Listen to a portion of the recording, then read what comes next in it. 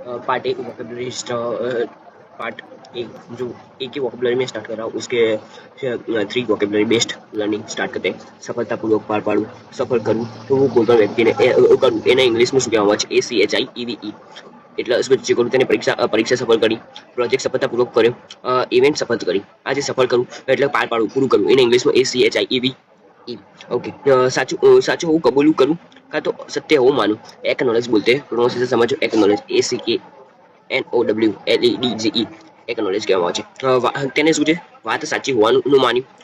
ભૂલ ભૂલ કરી હોઉં કબૂલ્યું સત્ય હોવું માન્યું આ માનું સાચું હોવું માનું સત્ય હોવું માનું એને કબૂલું એને ઇંગ્લિશમાં એકનોલેજ કહેવામાં આવે છે ઓકે થર્ડ જોઈએ તો ક્રિયા કરવી પ્રવૃત્તિ કરવી કામ કરવું એને શું કહેવામાં આવે છે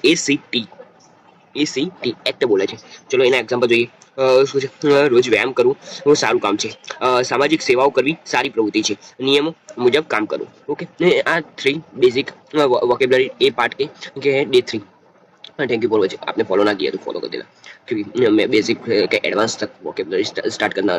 समझाने वाला हूँ ए से लेकर जेड